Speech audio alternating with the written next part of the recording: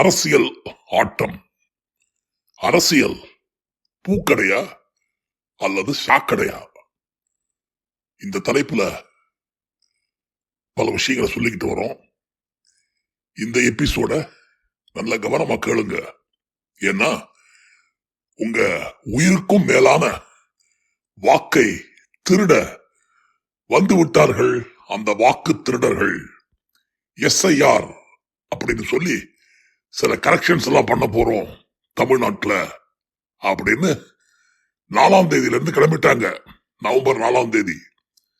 அதாவது இது சாதாரண திருட்டு இல்ல, பெரிய திருட்டு.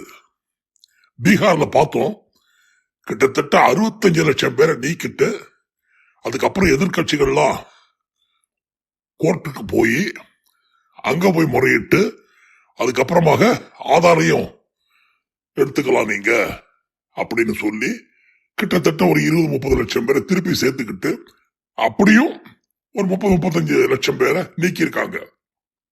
இந்த 35 லட்சம் பேர் நம்ம வாழ்க்கையில பாவம் மிகவும் கஷ்டப்படும் ஏழைகள், அதாவது தலித்துன்னு சொல்ற அந்த நல்ல உள்ளங்கள், அதே போல பெண்கள், நமது இஸ்லாமிய சகோதரர்கள், கிறிஸ்துவ சகோதரர்கள், யாரெல்லாம் பாஜகவுக்கு ஓட்டு போட மாட்டாங்கன்னு நினைக்கிறாங்களோ அவங்களெல்லாம் நிர்தாட்சியமா நீக்கியிருக்காங்க. இப்படியா ஒரு தேர்தல் நடக்கும்? என்ன அநியாயம் பாருங்க. எவ்வளவுதான் உயர் நீதிமன்றம், சுப்ரீம் கோர்ட்டு எல்லாம் வார்னிங் எல்லாம் கொடுத்தாலும் எதையும் சட்டம் பண்ணாம அந்த ஞானம் மிகுந்த ஞானேஷ் குமார் இஷ்டத்துக்கு விளையாடுறாரு. எத்தனை நாளைக்கு தான் இதெல்லாம் ஓடுதுன்னு பார்ப்போம். ஏன்னா எல்லாத்தையும் மேல இருந்து ஒருத்தன் வாட்ச் பண்ணிக்கிட்டு இருக்காங்கிறத மறந்துடுறாங்க தேர்தல் ஆணையரும் பாஜக தலைவர்களும். கண்டிப்பாக கூடிய விரைவில் இதுக்கெல்லாம் ஒரு முற்றுப்புள்ளி வரும்.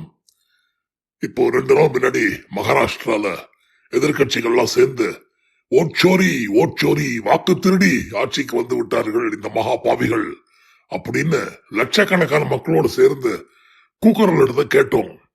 அதே மாதிரி இன்று உயர் திரு ராகுல் காந்தி அவர்கள் ஹரியானாவில் எப்படி காங்கிரஸோட வாய்ப்பை தட்டி பறிச்சிருக்காங்க, 8 பேர்ல ஒருத்தர் போலி வாக்காளர் அப்படிங்கறத தத்ரூபமா கண்கூட நிரூபிச்சு காட்டுறாரு.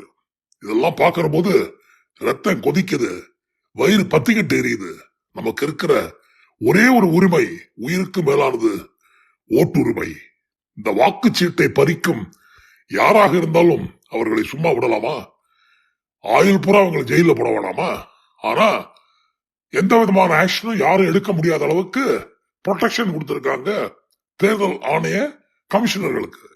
என்ன அநியாயம் பாருங்க, அக்கிரமம் பாருங்க. அதே போல உச்ச நீதிமன்றத்தின் தலைமை நீதிபதி ஒருத்தராக இருந்து, எதிர்கட்சி தலைவர் இருந்து, அதே நேரத்தில் பிரதம மந்திரி இருந்து செலக்ட் பண்ண வேண்டிய தேர்தல் ஆணையரை உச்ச நீதிமன்ற நீதிபதியை நீக்கிட்டு கூடவே ஒரு அமைச்சரை வச்சுக்கிட்டு பாஜகவே முடிவு பண்ணுது. இந்த அக்கிரமத்துக்கெல்லாம் ஏன் துணை போறாங்கன்னு இப்ப புரியுதா? ஏன்னா அவங்க இஷ்டத்துக்கு ஆட்டம் போடுறாங்க. முதல்ல 2014 ஆட்சிக்கு வந்தபோது மட்டும்தான் மக்கள் ஒரு ஆர்வத்திலையும் நம்பிக்கையிலையும் பாஜகவை தேர்ந்தெடுத்தாங்க. அதுக்கப்புறமா அடுத்த எலெக்ஷன்ல ஃப்ராடு பண்ண ஆரம்பிச்சாங்க சின்ன லெவல்ல. ஆனா அந்த சின்ன லெவல்ல ஃப்ராட் பண்ணது அவங்களுக்கு நல்ல ரிசல்ட் கொடுத்த உடனே இப்ப ரீசெண்டா நடந்த 2024 எலெக்ஷன்ல தைரியமாக புகுந்து விளையாடி தேர்தல் கமிஷன் ஆணையரோட சேர்ந்து 400 சீட்டு வரும் 400 சீட்டு என்னவோ பிளான் எல்லாம் போட்டாங்க. ஆனா மக்கள் மீழ்ச்சிக்கிட்டு விழித்து கொண்டு இவர்களுக்கு பட்டை நாமத்தை போட்டு 240 சீட்டு தான் கொடுத்தாங்க. அதுலயும் 110 120 சீட்டு தான் நியாயமா வந்தது. பாக்கி எல்லாம் ஓட்டு திருடிகள் செய்த வேலையில் கூட ஒரு 110 115 சீட்டு வந்திருக்குது. இந்த அநியாயம் எத்தனை நாளுக்கு நடக்குதுன்னு பார்ப்போம். ஆனா இப்போ பெங்களூர்ல நடந்த ஓட்டு திருட்டை ராகுல் காந்தி புட்டு வச்சாரு. அதுக்கப்புறமா ஹரியானால நடந்த திருட்டையும் இப்போ புட்டு வச்சிருக்காரு. அண்ட் பல விதத்துல திருடுறாங்க. அந்த திருட்டு கும்பல் இப்போது தமிழ்நாட்டில் தம் வேலையை காட்ட வந்திருக்கு. அத நம்ம ஊழல் இல்லாத கட்சி அப்படின்னு சொல்லிக்கிட்டு அலையிற பாஜக ஊழல் மிகுந்த அதிமுகவோட கூட்டு வச்சுக்கிட்டு அவங்களும் இப்ப புனிதர்கள் ஆகிவிட்டாங்க அப்படின்னு சொல்லிக்கிட்டு அலையறாங்க. அண்ட் திமுக ஒரு நல்ல மனசோடு கனிந்த இதயத்தோடு ஸ்டாலின் அவர்கள் மக்களுக்கு பல நன்மைகளை செஞ்சுக்கிட்டு இருக்காரு. அதெல்லாம் பொய் பொய் பொய் பொய்ன்னு சத்தம் போட்டு சொல்லி எப்படியாவது பதவிக்கு வந்துடணும்னு துடிக்கிறாங்க. 10 வருஷம் பதவியில் இருந்த போது எவ்வளவு கொள்ளையடிச்சாங்க. அதுவும் ஜெயலலிதா இறந்த பிறகு 4 வருஷம் எடப்பாடி தலைமையில கொள்ளையோ கொள்ளை கொள்ளையோ கொள்ளை என்று அத்தனை மந்திரிகளும் எத்தனையோ கோடிகள் சேர்த்தாங்க. அதுக்கெல்லாம் கேசு லஞ்சம் ஊழல் அது இதுன்னு போடுறதுக்கு நம்ம நல்ல மனிதர் ரவி ரவி அப்படின்னு ஒரு கவர்னர் இருக்காரு. அவர் அதெல்லாம் கையெழுத்து போடாம டிலே பண்ணிக்கிட்டே இருந்தாரு. இந்த மாதிரி எத்தனையோ இடைஞ்சல்கள் இருந்தும் திமுக கிட்டத்தட்ட 4.5 வருஷமாக மக்களுக்கு முடிந்த நன்மைகள் எல்லாம் செய்து கனிந்த இதயத்தோடு முதலமைச்சர் எல்லாத்தையும் செஞ்சுக்கிட்டு இருக்காரு. இப்போ இந்த ஓட்டு திருடர்கள் எப்படி இந்த ஓட்டை திருட போறாங்கிறது ஒரு ஆச்சரியமான விஷயம். ஏன்னா எந்த முறையில் அவங்க திருடுறாங்கிறது யாருக்குமே தெரியாது. தனித்தனி விதமாக ஒவ்வொரு மாநிலத்துக்கும் ஒவ்வொரு பேட்டர்னை வச்சுக்கிட்டு எங்க இருந்தெல்லாமோ போன்லயே ஆட்களை நீக்கிறோம், ஆட்களை சேர்ப்பதும், அவங்களுக்கு வேணுங்கிற ஆளுங்க ஒரு 10 லட்சம் பேரை வச்சுக்கிட்டு அவங்க ஒரு வேலை மாதிரி கொடுத்து அவங்களுக்கு சம்பளத்தையும் கொடுத்து எங்கெங்க எலெக்ஷன் நடக்குதோ அங்கெல்லாம் ஆட்களை அவங்கள அனுப்பிச்சு அவங்களுக்கு தேர்தல் ஆணையத்திலிருந்து அட்டையை வாங்கி கொடுத்து ஓட்டு போட உரிமையை கொடுத்து அப்படியாக அந்தந்த மாநிலத்தை ஜெயிக்கிறாங்க. இந்த அக்கிரமம் அநீதி இன்னும் எத்தனை நாளைக்குன்னு தெரியல. ஆனா கண்டிப்பாக நம்ம ராகுல் காந்தி போல ஒரு நல்ல மனிதர் அனைத்தையும் கண்டுபிடித்து மக்களுக்கு சொல்கிறார்.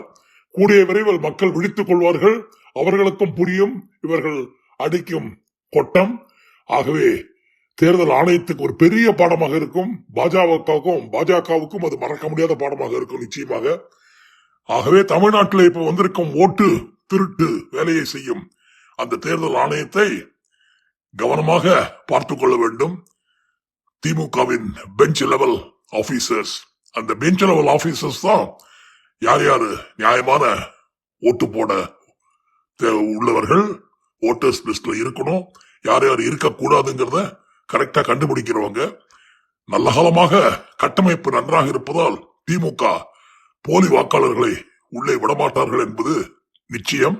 இன்னும் விழிப்புடன் இருந்து திமுக தொண்டர்கள் வேலை செய்து பாஜகவின் சதி திட்டத்தையும் அவர்கள் தேர்தல் ஆணையர் துணையோடு செய்யும் அக்கிரமத்தையும் நிச்சயமாக தடுத்து மீண்டும் ஆட்சிக்கு வர வேண்டும். அப்பொழுதுதான் மக்களுக்கு இப்பொழுது நடக்கும் நல்லதெல்லாம் நடக்கும். அல்லது ஊழல் கட்சியான அதிமுகவும் அவர்களுக்கு துணை போகும் பெரிய பெரிய ஊழல்களை செய்து மறைத்துக் கொண்டிருக்கும் பாஜகவும் தமிழ்நாட்டிற்கு வந்தால் ஒரு விஷ செடி வேரூன்றி மரமாக வளர்ந்து மக்களை பாவம் பாடாய்படுத்துவார்கள். எப்பவும் ஒரு டென்ஷன்ல வச்சுக்கிட்டு சண்டை பூசல் கலவரம் அது இதுன்னு எதையாவது பண்ணிக்கிட்டு இருப்பாங்க இந்த அக்கிரமக்காரர்கள். அதாவது அந்த காலத்துல எம்ஜிஆர் படத்தெல்லாம் பார்ப்போமே, ஒரு கெட்ட ராஜா இருப்பான், அந்த ராஜா செய்யற அக்கிரமத்தெல்லாம் எம்ஜிஆர் தடுக்கிறதுக்கு முயற்சி பண்ணுவாரு, கடைசியில மக்கள் துணையோட ஜெயிப்பாருங்கிற மாதிரி. அந்த மாதிரி இப்பதான் மக்கள் விழித்துக் கொள்ள ஆரம்பிச்சிருக்காங்க. அண்ட் தமிழ்நாட்டுல இந்த விஷச்செடி வளராம இருக்கணும், பாஜகங்கிற விஷச்செடி. அதை முறியடிக்க நிச்சயமாக நம்ம மக்கள் கண்களை விழித்து காதுகளை கூர்மையாக்கி எல்லா விஷயங்களையும் ஆராய்ந்து சரியான ஆளுக்கு ஓட்டு போட்டு தேர்ந்தெடுக்க வேண்டும். இப்ப நடுவுல விஜய் வேற 40 நாளா சும்மா இருந்துட்டு திடீர்னு ஒரு கூட்டத்தை கூட்டி அவருடைய பங்குக்கு திமுக மேல சேர்த்த வாரி இறக்கிறாரு. 40 நாள் எங்க போனாருன்னே தெரியல.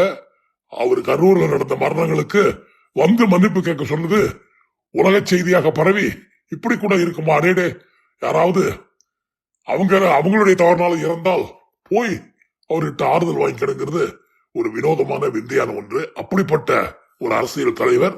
நிச்சயமாக இவர் ஓட்டை பிரிக்க வேண்டும். அதிமுக ஓட்டுகள் விஜய்க்கு போகணும். அப்பதான் திமுக ஈஸியாக ஜெயிக்கும். அந்த நல்ல காரியத்தை விஜய் செய்ய முடிவு பண்ணி விட்டார் என்றுதான் தோன்றுகிறது.